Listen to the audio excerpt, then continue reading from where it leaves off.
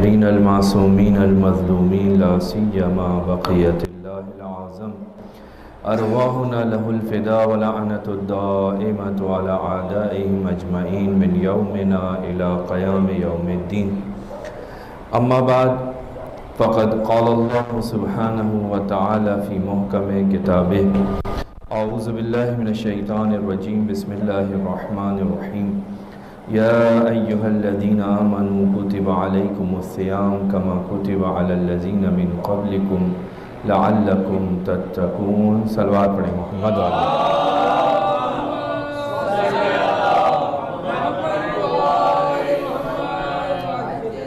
پروردگار آپ سب کی عبادتوں کو اپنی بارگاہ میں قبول فرمائے اور بہتر سے بہتر انداز میں اپنی اس عبادت کو، اس مہینے کے خیر و برکت کو، اس مہینے کی اندر نازل ہونے والی رحمت کو اپنے لیے حصول دنیا اور آخرت کے لیے باعث برکت قرار دے۔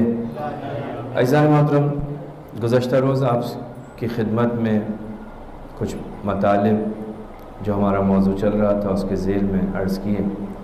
اس سے پہلے کہ اپنی گفتگو کو آگے بڑھاؤں، ایک مسئلے کی طرف توجہ دلانا چاہتا ہوں۔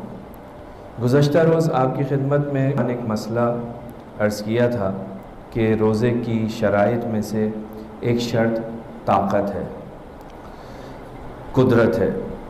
اتنی طاقت ہونی چاہیے کہ آپ روزہ رکھ سکیں۔ ہم روزہ کی کوتاہی کرتے ہیں، خاص طور پہ لڑکیوں کی نسبت سے، کہ وہ 9 سال کی ہوتی ہیں تو وہ کہتے ہیں کمزور ہے، چھوٹی ہے، ابھی روزہ نہ رکھوایا جائے۔ اس کا نتیجہ یہ ہوتا ہے کہ بعد میں وہ بچی جب اسے ہوش آتا ہے، جب وہ سمجھ بوجھ کے قابل ہوتی ہے، جب وہ شریعت کے اوپر عمل کرنا چاہتی ہے، تو اس کو احساس ہوتا ہے کہ بچپن میں 2 سال 3 سال تو ہمارے والدین نے ہمیں روزے رکھنے ہی نہیں دیے، اور پھر اس بیچاری کے اوپر اس وقت قضا بھی آتی ہے، کفارہ بھی آتا ہے۔ لہٰذا اس کا حل گزشتہ روز آپ کی خدمت میں بیان کیا تھا کہ روزہ رکھوائیں۔ اگر نہیں رکھ سکتی ہوگی تو بالآخر مجبور ہو جائے گی تو پھر اس کا حل شریعت نے دیا ہے۔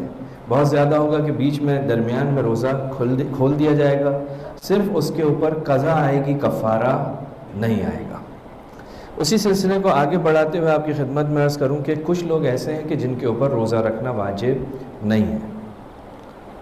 کچھ لوگ ایسے ہیں، اسی طاقت کے ضمن میں یہ مسئلہ مطرح کیا گیا ہے، بیان کیا گیا ہے کہ کچھ 4 گروہ ایسے ہیں کہ جن کے اوپر روزہ رکھنا واجب نہیں ہے، بلکہ بعض موارد میں جائز بھی نہیں ہے۔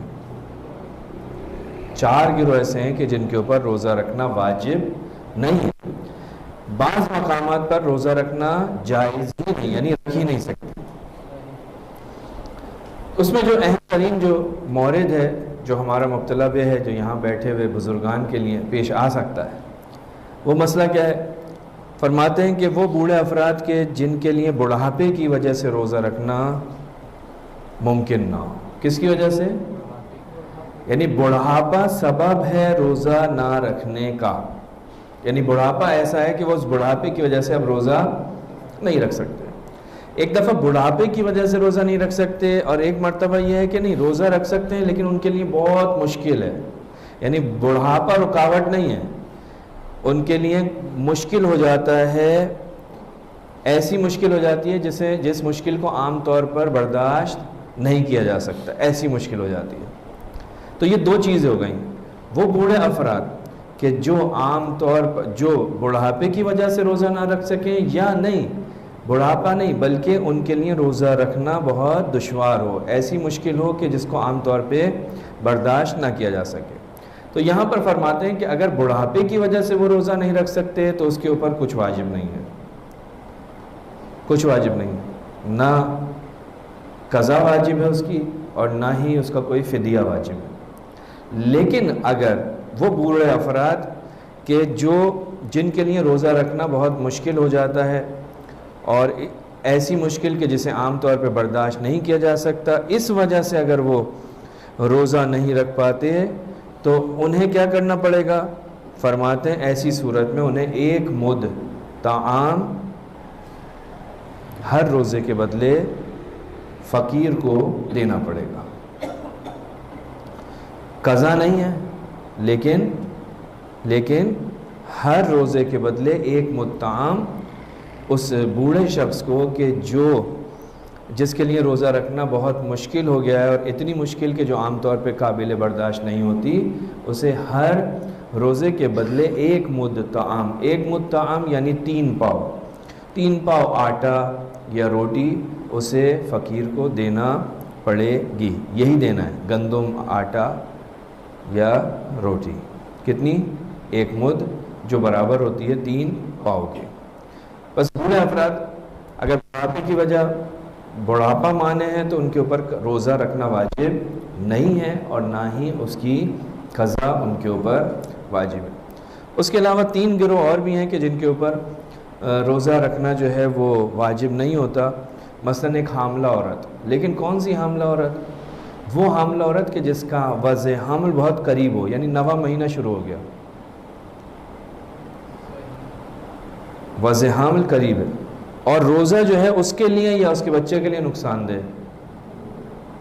ہر حاملہ عورت نہیں، بلکہ وہ حاملہ عورت کہ جس کا وضع حمل بالکل قریب ہے، اس کے لیے روزہ رکھنا واجب نہیں ہے. ہاں، اور اگر نقصان دہ ہو تو اس کے لیے روزہ رکھنا حرام بھی ہے. اگر اس کو پتہ ہے کہ یہ نقصان دہ اس کے لیے یا اس کے بچے کے لیے، تو اس صورت میں وہ روزہ اصلاً رکھ ہی نہیں سکتی، حرام ہے اس پہ روزہ رکھنا. اس کی کیا ذمہ داری ہے؟ خوب وضع حمل ہو گیا، بچہ دنیا میں آ گیا خیر خیریت سے، یہ بھی صحیح ہے وہ بھی صحیح ہے، اب کیا کرے گی؟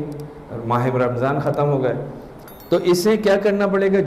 جتنے روزے اس کے چھٹیں گے، ہر روزے کے بدلے 1 مد طعام فقیر کو دینا پڑے گا، اور ہر روزے کی قضا بھی کرنی پڑے گی. یہ بوڑھے شخص کی طرح نہیں ہے، اس کو قضا بھی کرنی پڑے گی. اسی طرح سے تیسرا گروہ وہ ہے کہ جو مثلا وضع حمل کے بعد عورت جو ہے بچے کو دودھ پلاتی ہے. دودھ پلانا اس بچے کے لیے ضروری ہے، یعنی اگر یہ دودھ نہ پلائے، دودھ پلانے والی عورت کہ دودھ پلانے کی وجہ سے روزہ اس کے لیے یا اس کے بچے کے لیے نقصان دہ. اگر یہ روزہ رکھے گی، جو عورت جو خاتون دودھ پلاتی ہے، بچے کو فیڈ کراتی ہے، یہ روزہ رکھنا اس کے اپنے لیے یا کسی وجہ سے بچے کے لیے نقصان دہ. مثلا فرض کریں دودھ نہیں آئے گا، بچہ بھوکا رہے گا، بچے کے لیے نقصان دہ. کوئی اور غذا مثلا ہم اس کو نہیں دے سکتے، فرض یہ.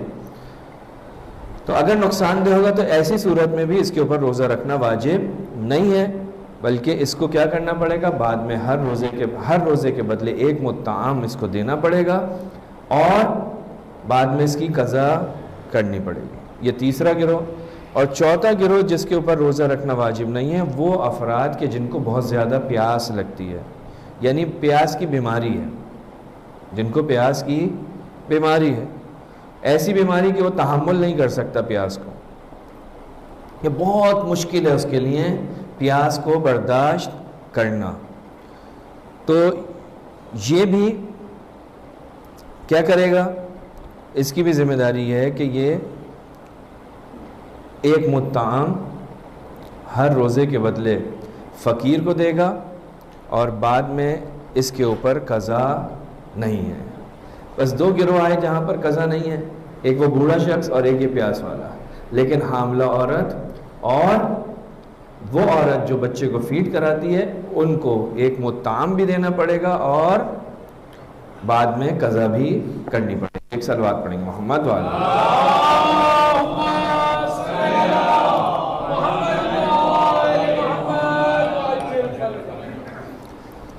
عزیزان محترم، ہماری گفتگو چل رہی تھی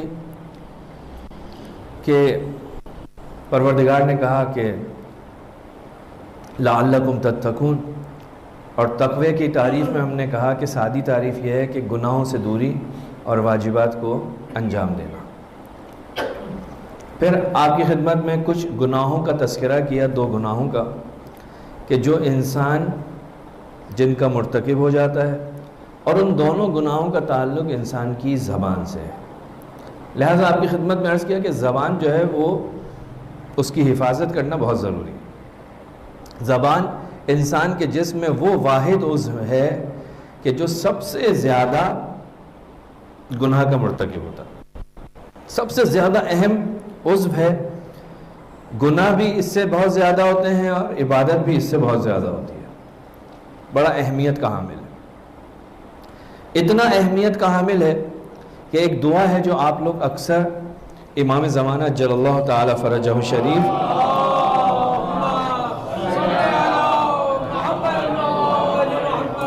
کی دعا کہلاتی ہے، دعا امام مہدی، کتابوں کے اندر موجود ہے، آپ سب جانتے ہیں، نماز کے بعد بھی عام طور پر اس کی تلاوت کی جاتی ہے۔ اللہم ارزقنا توفیق الطاعہ وبعد المعصیہ وصدق النیہ۔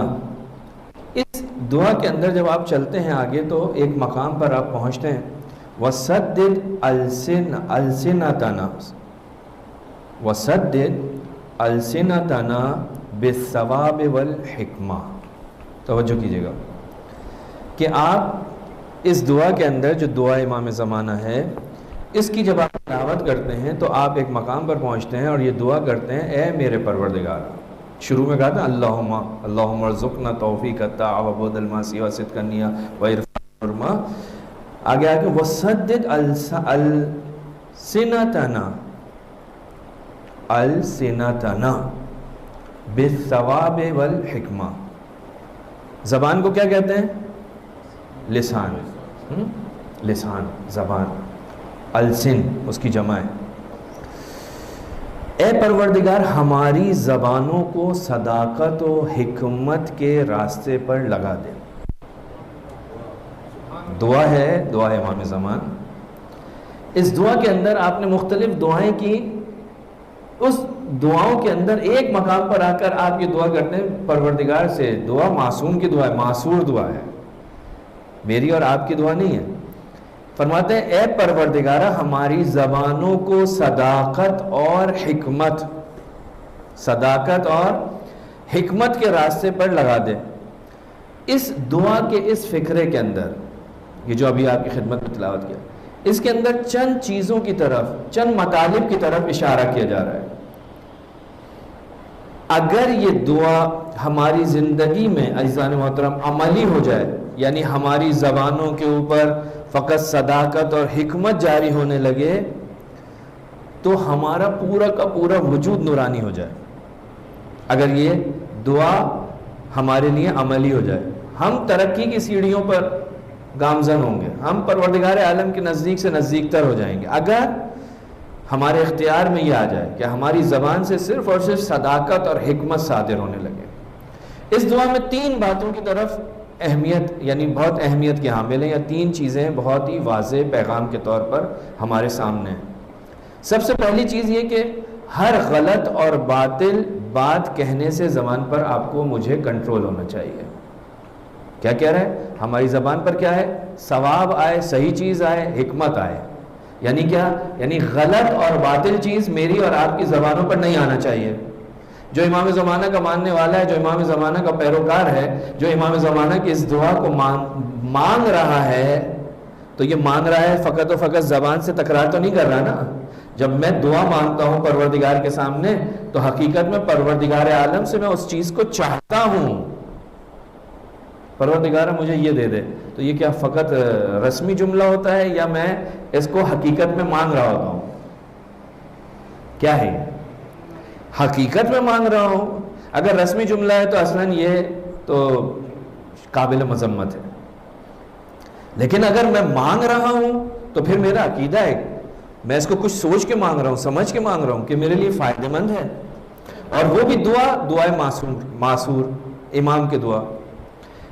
اب جب ہم اس دعا کو پڑھتے ہیں، لہٰذا دعا کرتے وقت توجہ ہونی چاہیے کہ ہم کیا کہہ رہے ہیں پروردگار سے۔ ہمیں پتہ ہی نہیں ہے کیا کہہ رہے ہیں، کیا کہا، کیا چلا گیا۔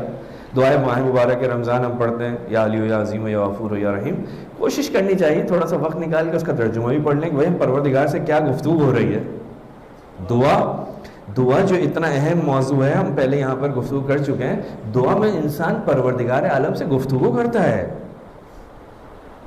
اب یہ کیسی گفتگو ہے کہ گفتگو ہو رہی ہے لیکن پتہ نہیں ہے کیا منہ سے نکل رہا ہے۔ ایک صلوات پڑھیں محمد والے محمد۔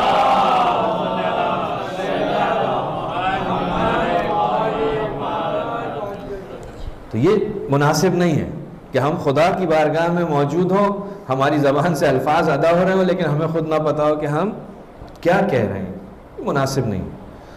تو سب سے پہلی چیز اس فقرے کے اندر، اس دعا کے اس فقرے کے اندر جو ہم سب اپنے رب سے جس کا سوال کر رہے ہیں، اس کا جو نتیجہ نکلتا ہے، سب سے پہلا نقطہ جو ہمارے سامنے آتا ہے وہ یہ کہ ہر باطل، ہر غلط چیز کہنے سے اپنی زبان پر کنٹرول کیا جائے، کیونکہ ہم ثواب مانگ رہے ہیں، حکمت مانگ رہے ہیں، صحیح چیز کو مانگ رہے ہیں۔ یعنی باطل چیز اس زبان کے اوپر نہیں آئے، غلط چیز اس زبان پر نہیں آئے۔ غلط چیز کب نہیں آئے گی؟ اس وقت نہیں آئے گی کہ جب اس زبان کے اوپر کنٹرول ہوگا۔ پہلی چیز، پہلا نقطہ۔ دوسری چیز جو اس دعا کے اندر ہمیں دکھائی دیتی ہے وہی کہ زبان کو حق اور مفید باتیں کرنے کی عادت ڈالنا چاہیے۔ زبان پر کیسی بات آ رہی ہے؟ ثواب، صحیح بات، حق بات، حکمت والی بات۔ یہ دوسرا نقطہ جو اس دعا کے اندر ہمارے سامنے آ رہا ہے۔ اور تیسرا نقطہ یہ کہ زبان کو علم و حکمت سیکھنے کا وسیلہ قرار دینا چاہیے۔ وَالثَّوَابَ وَالْحِکْمَةَ، پروردگار اس زبان کے اوپر حکمت آئے، تو حکمت تو اسی وقت آئے گی نا کہ جب حکمت ہوگی، تبھی تو اس زبان سے ادا ہوگی۔ تو عزیزان محترم، یہ تین نقطے اس مختصر سی دعا سے کہ جو آپ اور میں مکرر مساجد میں اپنی دعاؤں کے اندر اس دعا کو ہم پڑھتے ہیں، اس دعا کی تلاوت کرتے ہیں، اگر یہ تینوں چیزیں کہ ہمارے زبان کے اوپر باطل و غلط الفاظ نہ آئیں، ہماری زبان پہ صرف اور صرف حق اور مفید باتیں جاری ہوں، ہماری زبان کے اوپر علم و حکمت سیکھنے کا یہ وسیلہ بن جائے زبان، اگر یہ تینوں چیزیں ہوں گی تو ہم کیسے ہو سکتا ہے کہ ہم اس دنیا کے اندر پستی کے اندر مبتلا ہوں؟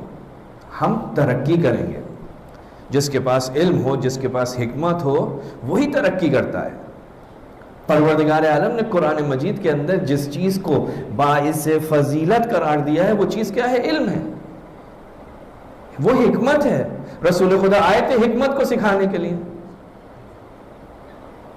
تو یہ اگر تینوں چیزیں ہمارے پاس ہوں، یہ دعا جو ہم پروردگار کی بارگاہ میں کر رہے ہیں، پروردگار وَسَدِّدْ أَلْسِنَتَنَا بِالثَّوَابِ وَالْحِکْمَةِ، یہ دعا اگر ہمارے حق میں مستجاب ہو جائے تو اس کا کتنا فائدہ ہے۔ یہ جو پہلا نقطہ جو آپ کی خدمت میں عرض کیا کہ باطل اور غلط بات اس زبان کے اوپر نہیں آنی چاہیے، ثواب و حکمت آئے گا تو باطل اور غلط بات نہیں آنی چاہیے۔ یعنی کیا؟ یعنی اس زبان کے اوپر کنٹرول، زبان پر کنٹرول ہونا چاہیے۔ یہ زبان جو ہے ادھر ادھر نہ جائے۔ غلط بات کیوں نکلتی ہے؟ اس لیے نکلتی ہے کہ کنٹرول نہیں ہے۔ باطل زبان کے اوپر کب آتا ہے؟ اس وقت آتا ہے کہ جب زبان کے اوپر انسان کو کنٹرول نہ ہو۔ اگر زبان آزاد ہو جائے تو انسان کے لیے عزیزان محترم وبال جان بن جاتی ہے۔ یہ وحشی درندے کی مانند ہے۔ اگر ایک وحشی جانور جو ہے وہ آبادی کے اندر آ جائے تو وہ کتنا نقصان پہنچاتا ہے، کسی کے کنٹرول میں تو آتا نہیں ہے۔ جو اس کے سامنے آتا ہے اس کو اپنی ٹانگوں کے نیچے ڈھونکتا ہوا چلا جاتا ہے۔ یہ زبان بھی کیا ہے؟ وحشی درندے کی مانند ہے۔ اگر یہ آزاد ہو، اس کے اوپر کنٹرول نہ ہو تو یہ اتنے بڑی بڑی معصیت اور گناہوں کا مرتکب ہوتی ہے کہ ہم سوچ نہیں سکتے۔ صرف فتنہ اور گناہ اس سے دکھائی دیتا ہے، صرف فتنہ۔ روایتوں میں ملتا ہے کہ کثرت کے ساتھ خاموشی کی تعریف کی گئی ہے۔ روایتوں میں بہت ساری روایت آپ کو ایسی ملیں گی جس میں کیا کہا ہے؟ خاموشی۔ خاموشی کیا ہے؟ خاموشی گولڈ ہے، سونا ہے، سونا۔ خاموشی، بولنے کی کوئی تعریف نہیں ملے گی، خاموشی کی تعریف ملے گی۔ کیوں؟ یہ خاموشی کب ہوتی ہے؟ یہ خاموشی اس وقت ہوتی ہے کہ جب انسان اپنی زبان کے اوپر کنٹرول کرتا ہے۔ کنٹرول نہیں کرے گا تو خاموشی کیسے ہوگی؟ یہ خاموشی اسی وقت ہوگی کہ جب آپ میں اپنی زبان کے اوپر کنٹرول کریں گے۔ زبان پر بریک ہونا چاہیے۔ اگر بغیر بریک کے گاڑی جو ہے کسی کے پاس ہو اور وہ ایکسیلیٹر کے اوپر پاؤں رکھ دے تو کیا کرتا ہے؟ تباہی، بربادی۔ خطرناک راستے کے اوپر نکل جاتی ہے اور آخر میں ہلاکت کا سبب بنتی ہے۔ اگر اس زبان کے اوپر بریک نہ ہو، اگر اس زبان پہ کنٹرول نہ ہو تو عزیزان محترم اس کی بربادی اس گاڑی کی بربادی سے کہیں زیادہ ہے۔ گاڑی کی بربادی سے ممکن ہے خالی ڈرائیور ہلاک ہو، لیکن اس زبان کی اوپر اگر بریک نہ ہو تو پوری پوری قومیں جو ہیں وہ ختم ہو جاتی ہیں۔ ایک نہیں، دو نہیں، لاکھوں افراد جو ہیں وہ ختم ہو جاتے ہیں۔ زبان ایک ایسی چیز ہے، لہٰذا اس کا اختیار ہونا چاہیے۔ اگر اختیار میں نہیں ہے تو یہ کچھ بھی کر سکتی ہے، کچھ بھی، کیسا بھی گناہ کر سکتی ہے۔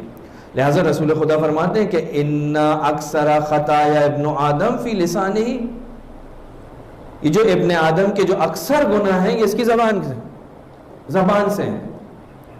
انسان جو گناہوں کو انجام دیتا ہے، ان گناہوں کی اکثر تعداد کا تعلق کس سے ہے؟ اس کی زبان سے ہے۔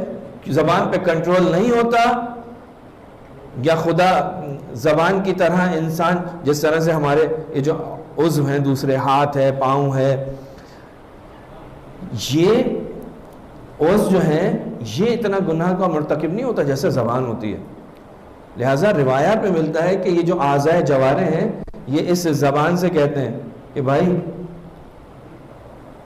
ذرا خیال کرو، کیونکہ ہم تمہاری وجہ سے ہمیں بھی جو ہے عذاب میں مبتلا ہونا پڑے گا۔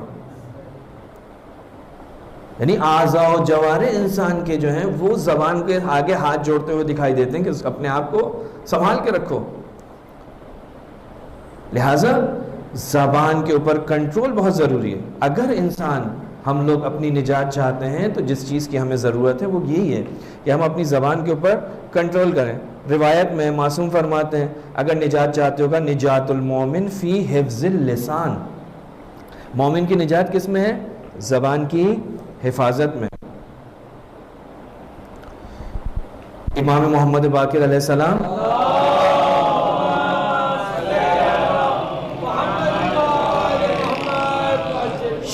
شیعہ کی تعریف کیا کرتے ہیں؟ کہا ہمارے شیعہ کیسے ہیں؟ کہا ہمارے شیعہ گونگے ہیں۔ ہمارے شیعہ گونگے ہیں۔ کیا مطلب شیعہ گونگے ہیں؟ بولتے نہیں کیا؟ نہیں، شیعہ گونگے ہیں یعنی شیعہ اپنی زبان کی محافظت کرتے ہیں۔ شیعہ کی ایک پہچان یہ ہے کہ وہ اپنی زبان کے اوپر کنٹرول رکھتا ہے، محافظت کرتا ہے۔ وہ حضرت لقمان کی جو ہے وہ آپ نے حدیث سنی ہوگی، ظاہراً میں نے پہلے پڑھی ہے، اسی مقام پہ شاید، کہ جناب لقمان فرماتے ہیں کہ میں نے 400 نبیوں کی خدمت کی۔ ان 400 نبیوں کی خدمت کے دوران میں نے 4000 کلمات سیکھے۔ ان 4000 کلمات میں سے 4 کلموں کا انتخاب کیا۔ کلمے کس کے ہیں؟ نبیوں کے۔ ان نبیوں کے 4000 کلمات میں سے 4 کلمے انتخاب کرنا بہت مشکل ہے۔ یعنی معصوم نبیوں کی زبان سے جو حکمتیں جاری ہوئیں ان میں سے 4 کا انتخاب کرنا یقیناً بہت مشکل ہے۔ عام انسان کی گفتگو نہیں ہو رہی کہ ہماری گفتگو ہو تو سامنے والا کہے کہ اس کے اندر کچھ چیز ہی نہیں ہے کہ جس کو میں انتخاب کروں۔ نبیوں کا کلام ہے، کہ 4000 کلمات میں سے 4 چیزوں کا انتخاب کیا۔ وہ 4 چیزیں آپ کے لیے، میرے لیے، ہم سب کے لیے جناب لقمان نے بیان کی جو ہم تک پہنچی۔ کہ 4 باتوں کا انتخاب کیا۔ پہلی کیا؟ کہ نماز کے وقت جو ہے حضور قلب ہونا چاہیے، اپنے دل کی حفاظت، حضور قلب کی حفاظت، توجہ ہونی چاہیے اللہ کی طرف، اس کی حفاظت کسی اور طرف نہ ہو۔ دوسری چیز کہ جب دسترخوان پر ہو تو اپنے گلے کو، اپنے منہ کو حرام سے محفوظ رکھنا۔ جب دسترخوان پر بیٹھو کوئی حرام چیز تمہارے گلے سے نیچے نہ اترے۔ تیسری چیز فرمائی کہ جب کسی کے گھر جاؤ تو اپنی آنکھ کو نامحرم سے محفوظ رکھنا جب کسی کے گھر جاؤ۔ اور چوتھی چیز جو جناب لقمان نے فرمائی وہ کیا تھی؟ کہا جب لوگوں کے درمیان ہو تو اپنی زبان کی حفاظت کرو، کیونکہ اکیلے کے اندر بولنے کا کوئی نقصان نہیں ہے۔ بولنے کا نقصان ہوتا ہی اس وقت ہے کہ جب انسان ملائے عام میں ہو، مجمع میں ہو، لوگوں کے درمیان ہو۔ اکیلے میں آپ کنویں کے اندر منہ ڈال کے بولتے رہیں جو بولنا ہے۔ جب انسان مجمع میں بے لگام ہو جاتا ہے، بے لگام یعنی کیا؟ یعنی زبان جو ہے بے لگام ہو جاتی ہے، تو اس کے جو اثرات ہوتے ہیں وہ بہت خطرناک ہیں۔ میاں بیوی کا جھگڑا ہوا، میاں نے بیوی کو کچھ کہہ دیا، بیوی سے ایک برداشت نہیں ہوا، بیوی نے اپنی زبان کو تھوڑا سا اور زیادہ سلپ کیا، کچھ اور کہہ دیا۔ دیکھیں یہ زبان پہ کنٹرول نہ ہونے کا نقصان۔ شوہر نے ایک جملہ کہا، بیوی نے پلٹ کے اس سے کہا کہ اگر تمہاری گز کی ہے تو میری 1.5 گز کی ہے۔ اس نے کہا، اس نے جب 1.5 گز کی دکھائی تو اس کو غصہ آیا، میرے لیے ایسا کہا، سائیڈ میں ایک چیز پڑی تھی لوہے کی، اٹھا کے اس کے ماری، اس کے لگی سر پہ، مر گیا، بیوی مر گئی، بیوی مر گئی، بیوی مر گئی۔ نتیجہ کیا ہوا؟ شوہر کو پولیس لے گئی، تختہ دار کے اوپر لٹکا دیا۔ ایک زبان پر کنٹرول نہ ہونا 2 آدمیوں کے قتل کا، 2 آدمیوں کی موت کا سبب بنا۔ زبان پہ کنٹرول نہیں ہے، لہٰذا ہمیں سوچنے کی ضرورت ہے۔ غصہ آتا ہے، زبان کنٹرول سے باہر نکل جاتی ہے، جو دل چاہے کہا۔ آیت اللہ شیخ محمد تقی ستودہ ایک بڑی شخصیت گزری ہیں، فرماتے ہیں جب بھی مجھ سے کوئی کہتا ہے نصیحت کرو تو میں صرف ایک ہی بات کہتا ہوں، کیا؟ زبان، زبان، زبان، زبان پر کنٹرول کرو۔ زبان پر کنٹرول ہو جائے گا، سارے معاملات خود بخود صحیح ہوتے چلے جائیں گے۔ لہٰذا مولا علی علیہ السلام فرماتے ہیں یہ ہے تو چھوٹی سی، لیکن اس کا جو جرم ہے نا وہ بہت بڑا ہے۔ زبان چھوٹی سی چیز ہے لیکن جرم جو ہے اس کا بہت ہی بڑا ہے۔ ہر روایت میں ملتا ہے کہ جب صبح ہوتی ہے، ہر روز جب صبح ہوتی ہے، جو میں نے ابھی عرض کیا، تو روایت کو جس طرح سے ہے کہ جب صبح ہوتی ہے تو زبان کے پاس دوسرے اعضاء بھی ہوتے ہیں، سب ایک ساتھ ہوتے ہیں، تو بدن کے دوسرے اعضاء جو ہیں جب ان کو زبان دیکھتی ہے تو ان سے کہتی ہے بھائی کیا حال ہے، کیسے ہو، ٹھیک ٹھاک ہو، کیف اصبحت، کیسے صبح کی، کیا حال ہے تمہارے؟ تو وہ دوسرے سب کے سب جواب دیتے ہیں کہ تو ہمیں ہمارے حال پر چھوڑ دے، ہم اچھے ہیں، ہمارے حال پہ چھوڑ دے۔ اس سے کہتے ہیں تجھے خدا کا واسطہ ہمارا خیال کر، کیونکہ ہم تیرے ذریعے سے جزا، تیری وجہ سے ہمیں جزا و سزا ملے گی۔ تو اگر برا کرے گا تو ہمیں سزا ملے گی، تو اچھا کرے گا تو ہمیں جزا ملے گی۔ ایک سوال پڑھیں محمد۔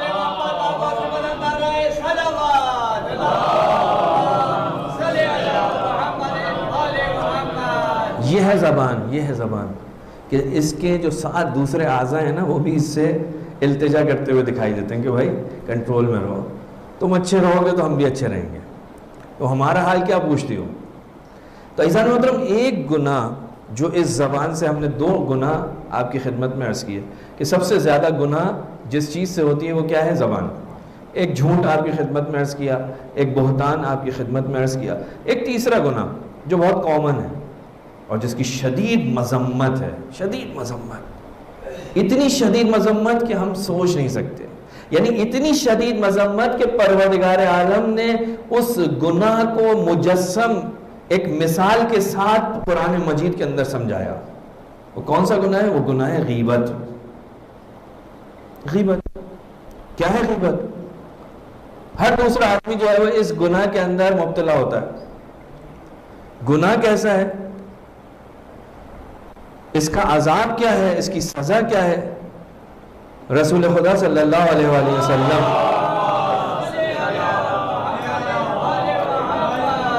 ہم بہت آسانی سے غیبت کرتے ہیں۔ رسول خدا فرماتے ہیں اگر کوئی شخص کسی مومن کی غیبت کرتا ہے تو 40 دن تک اس کی نماز اور روزے پروردگار قبول نہیں کرتا۔ کیا ہے یہ کیسا گناہ ہے کہ ایک غیبت کی وجہ سے 40 دن تک کی عبادت کا کوئی اثر مجھے نہیں ملے گا، کوئی نتیجہ مجھے نہیں ملے گا، پڑھنی بھی ہے چھوڑ نہیں سکتا، چھوڑوں گا تو سزا، اور پروردگار عالم اس نماز کو قبول بھی نہیں کرے گا 40 دن تک، مگر یہ کہ جس کی غیبت ہوئی ہے وہ معاف کر دے، جس کی غیبت ہوئی ہے وہ معاف کر دے۔ یہ زبان پر کنٹرول نہیں ہوتا، انسان غیبت کرتا ہے۔ رسول فرماتے ہیں کہ ترک الغیبہ، ایک اثر وہ تھا، دوسرا اثر کیا ہے؟ کہ ایک 40 دن تک انسان کی نماز اور روزوں کو پروردگار قبول نہیں کرتا. اور غیبت کو اگر انسان ترک کر دے، جگہ تھی، ماحول تھا، انسان غیبت کر سکتا تھا اور خود اس نے اپنی زبان کے اوپر کنٹرول کیا اور غیبت نہیں کی. فرماتے ہیں کہ ترک الغیبہ احب الی اللہ عز وجل من 10,000 رکعۃ تطوعا، کا 10,000 مستحب رکعت نماز کا ثواب پروردگار عالم اس شخص کو دیتا ہے جو غیبت کو ترک کر دیتا ہے. محمد والے محمد بابا سے بلند آ رہا ہے صلوات.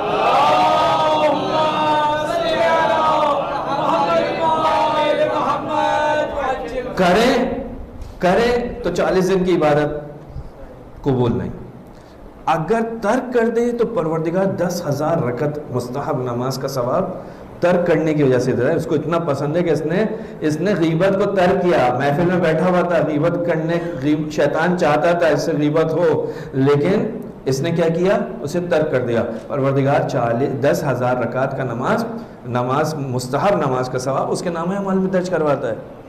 جناب لقمان سے پوچھا گیا کہ جب جناب لقمان جو ہے وہ اپنے مولا کے پاس تھے، آقا کے پاس تھے، انہوں نے کہا بھائی آج کیا پکایا؟ کہا دنیا کی بہترین غذا آپ کی خدمت میں. کیا تھی؟ زبان. ہاں. دوسرے دن پھر پوچھا آج کیا ہے؟ کہا آج بدترین غذا ہے. وہ کیا ہے؟ وہ بھی زبان. کہا یہ کیا بات ہے؟ کل بھی زبان تھی، آج بھی زبان، کل بہترین غذا، آج بدترین غذا. تو جناب لقمان نے کیا فرمایا؟ کہا کہ بات یہ ہے کہ اگر یہ حق کہے تو بہترین ہے، اگر یہ باطل کہے تو بدترین ہے. اگر زبان سے حق نکلے، سچ نکلے، جو آپ کی خدمت میں عرض کیا، جو آپ دعا کر رہے ہیں، باطل نہ ہو، باطل نہیں ہوگا تو کیا ہوگا؟ حق ہوگا. بس اگر اس زبان سے حق نکلے تو اس سے بہتر کچھ نہیں، اور اگر اس سے باطل نکلے تو اس سے بدتر کوئی نہیں. مولا کائنات فرماتے ہیں جس شخص کی زبان کی وجہ سے لوگ اس سے خوفزدہ رہتے ہو نا، وہ کون ہے؟ وہ اہل نار ہے، اہل جہنم ہے. تو عزیزان محترم، جو غیبت ہے اس کی تعریف تو ہم سبھی جانتے ہیں. غیبت یعنی ہے کہ جناب فلاں شخص کے اندر کوئی نقص ہے، کوئی عیب ہے، کوئی ایسی چیز ہے، لیکن لوگ نہیں جانتے تھے. میں نے کیا کیا؟ لوگوں کے سامنے آ کر بیان کرنا شروع کیا. اب اس کو پتہ چل رہا ہے، اس کا دل دکھ رہا ہے، اس کو اچھا نہیں لگ رہا، اس کو اچھا نہیں لگتا، وہ پسند نہیں کرتا کہ اس کا عیب دوسروں کے سامنے بیان کیا جائے. میں بیان کرتا ہوں، یہ کیا ہے؟ اسی کا نام ہے غیبت. یہ ہے غیبت. قرآن مجید نے اس غیبت کی اتنی شدید مذمت کی کہ سورہ حجرات کی آیت نمبر 12 کے اندر جو پروردگار عالم نے کہا کہ وَلَا يَغْتَبْ بَعْضُكُمْ بَعْضًا أَيُحِبُّ أَحَدُكُمْ أَن يَأْكُلَ لَحْمَ أَخِيهِ مَيْتَةً فَكَرِهْتُمُوهُ. ہاں، کیوں غیبت کرتے ہو؟ غیبت نہیں کرو ایک دوسرے کی. غیبت کرنا یعنی کیا؟ قرآن کہہ رہا ہے غیبت یعنی یہ کہ مردہ بھائی کا گوشت کھانا. مردہ بھائی کا گوشت کھانا. کیا تمہیں اس سے کراہت محسوس نہیں ہوتی؟ کتنی کراہت ہوتی ہے. خالی انسان سنتا ہے، انسان کہتا ہے یہ کیا بات ہو گئی. بھائی کا گوشت، وہ بھی مرے ہوئے بھائی کا گوشت. کہا یہ جو تمہاری زبان سے غیبت ہوتی ہے نا، یہ اس کا اثر کیا ہے؟ اس کا اثر یہ ہے، اس کا نتیجہ یہ ہے. رسول اللہ نے ایک دن مسجد کے اندر آ کر کہا کہ آج کوئی بھی روزہ میری اجازت کے بغیر نہیں کھولے گا. کوئی بھی میری اجازت کے بغیر روزہ نہیں کھولے گا. جب افطار کا وقت ہوا، لوگوں نے آ کر رسول خدا سے اجازت لینا شروع کی. رسول اجازت دیتے رہے. ایک شخص آیا، کہا کہ یا رسول اللہ میری 2 بیٹیاں ہیں، ان کا بھی روزہ ہے، ان کو شرم آ رہی تھی آپ کے پاس آنے میں، نہیں آئیں، مجھے بھیجا ہے اجازت لینے کے لیے. رسول خدا نے کہا ان کا تو روزہ ہی نہیں ہے، ان کا تو روزہ نہیں ہے. کہا نہیں یا رسول اللہ ان کا روزہ ہے. کہا اچھا گھر جاؤ اور ان سے کہو کہ وہ قے کریں، الٹی کریں. بھئی اگر انسان پورے دن کا بھوکا ہو تو پیٹ میں کچھ نہیں ہے، جب پیٹ میں کچھ نہیں ہے تو نکلے گا بھی کچھ نہیں. کہا ان سے کہو جاؤ قے کریں. کہ جیسے ہی انہوں نے قے کی، الٹی کی، تو گوشت کا ٹکڑا نکلا. یہ تو کھایا نہیں تھا، کہاں سے آیا؟ کیا ہوا؟ رسول خدا کی خدمت میں واپس آیا، کہا کہ یا رسول اللہ کیا ماجرا ہے؟ کہا انہوں نے غیبت کی تھی، انہوں نے غیبت کی تھی۔ غیبت یعنی اپنے بھائی کا گوشت کھانا، اپنے مردہ بھائی کا گوشت کھانا۔ عزیزان محترم، عجیب ہے غیبت، پروردگار نے اس کو مجسم کر دیا، اتنا شدید گناہ۔ رسول خدا معراج پر گئے، رسول خدا نے دیکھا کہ کچھ لوگ ہیں جو اپنے ناخنوں سے اپنے چہرے کو نوچ رہے ہیں۔ رسول خدا نے جبرائیل سے کہا کہ جبرائیل یہ کون لوگ ہیں، کیا مسئلہ ہے، یہ کیوں اپنے چہرے کو نوچ رہے ہیں، کیوں؟ تو جناب جبرائیل فرماتے ہیں، کہا کہ یہ وہ ہیں جو زمین پر غیبت کرتے تھے، لوگوں کی آبرو ریزی کرتے تھے، آبرو ریزی کرتے تھے، یہ وہ لوگ ہیں۔ کس چیز میں مبتلا ہے؟ اپنے آپ کو۔ اگر جیزان محترم، اگر ایک ناخن انسان کا بڑا ہو اور غلطی سے چہرے پر لگ جائے، انسان کو کتنی تکلیف ہوتی ہے، کتنی تکلیف ہوتی ہے۔ یہ افراد وہ ہیں جو مسلسل یہی کام کر رہے ہیں، کتنی تکلیف میں مبتلا ہوں گے۔ کام کیا تھا؟ کہ زمین کے اوپر غیبت کرتے تھے۔ حضرت موسیٰ پر پروردگار عالم وحی کرتا ہے، فرماتا ہے کہ من مات تائبا من الغیبہ فہو آخر من يدخل الجنہ، کہا اگر کوئی غیبت کرنے والا توبہ کر کے مر جائے تو وہ سب سے آخر میں جنت میں جائے گا، سب سے آخر میں اس کو روک دیا جائے گا، سب سے آخر میں سب چلے جائیں گے، سب سے آخر میں کون جائے گا؟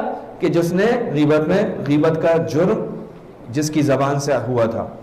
اور فرمایا وَمَن مَاتَ مُصِرًّا عَلَيْهَا، جو غیبت کرتا رہا اور اسی حالت میں اس دنیا سے چلا گیا، فَهُوَ أَوَّلُ مَن يَدْخُلُ النَّارِ، کہا یہ وہ ہے کہ جو سب سے پہلے جہنم میں داخل ہوگا۔ غیبت ہے کیا؟ عزیزان محترم، یہ مومن کی شان نہیں ہے کہ مومن غیبت کرے۔ مولا کائنات فرماتے ہیں الغیبت آیت المنافق، غیبت جو ہے منافق کی نشانی ہے، مومن کی علامت نہیں ہے غیبت۔ کس کی نشانی ہے؟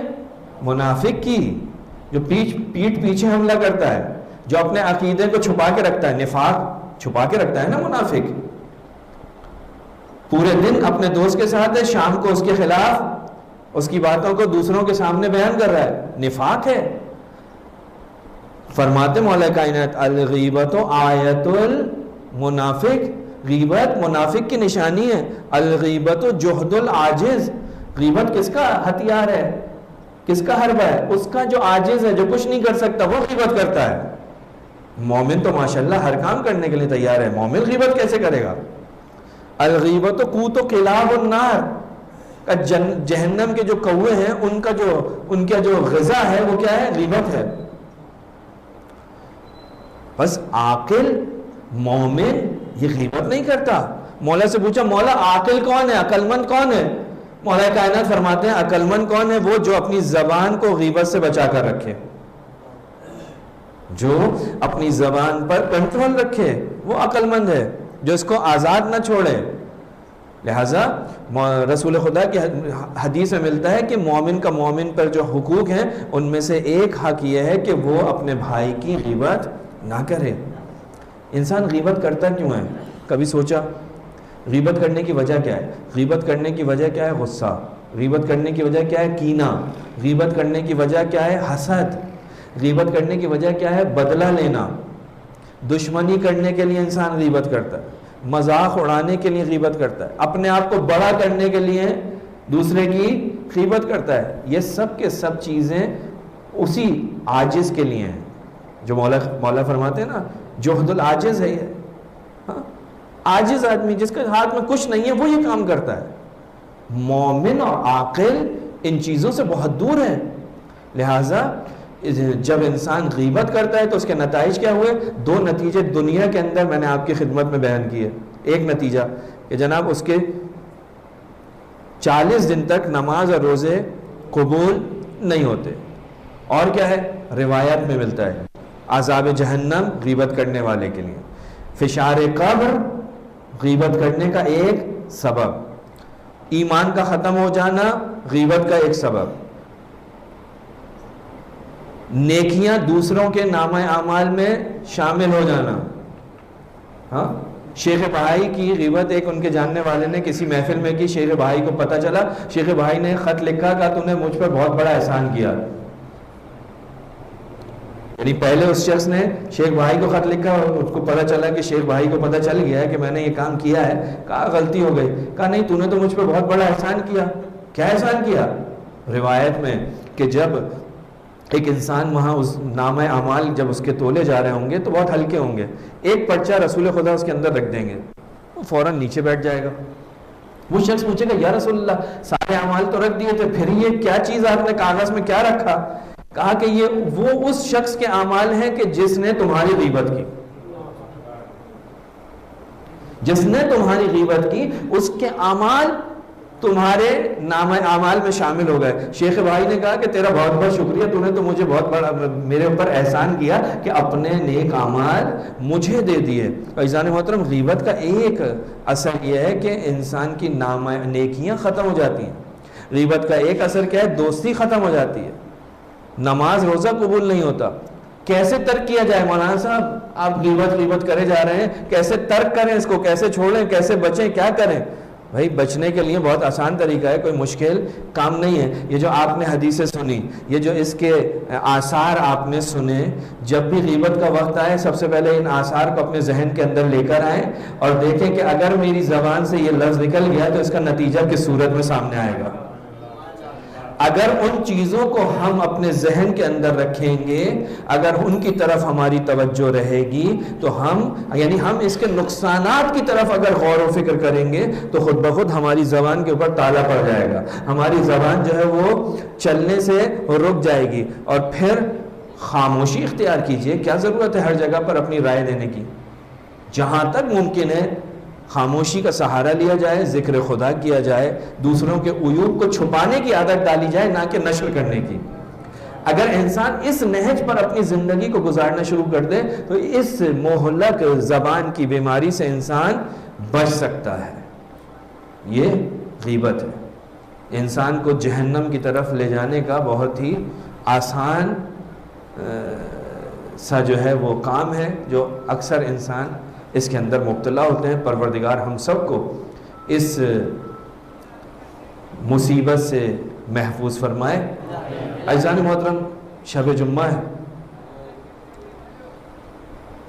اور شب سید الشہداء ہے, امام حسین کی شب ہے. آج کی شب امام حسین علیہ السلام کی زیارت مستحب ہے. آج سارے کے سارے انبیاء, ملائکہ, اولیاء کربلا میں آتے ہیں. عزیزان محترم, وہ حسین جس کی زیارت کو آج اس غریب الوطن کی ماں بھی آئی ہوگی, اس کا بابا بھی ہوگا, اس کا نانا بھی ہوگا. یہ 3 دن کا بھوکا پیاسا, آپ نے بھی پیاس برداشت کی, اس دن بھوک برداشت کی. لیکن حسین ابن علی نے صرف بھوک و پیاس برداشت نہیں کی, حسین ابن علی نے صبح سے شام تک لاشیں بھی اٹھائیں. لیکن ایک لاشا ایسا تھا کہ جب وہ کربلا کی زمین پر گرا ہے نا تو حسین کے اندر اتنی طاقت نہیں تھی کہ اس لاشے کو اٹھا سکے.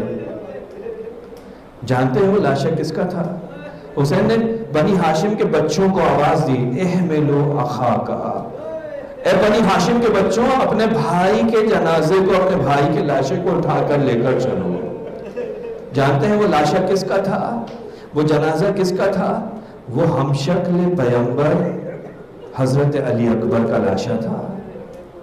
وہ علی اکبر کہ جس کی عظمت حسین کے صرف ایک جملے سے ظاہر ہوتی ہے. صرف ایک جملہ حسین جو علی اکبر کی شان میں عاشور کے دن کربلا میں مقتل کی طرف بھیجتے ہوئے بیان کر رہے ہیں نا, اس جملے نے جناب علی اکبر کا مقام بیان کیا کہ پروردگارہ تو گواہ رہنا.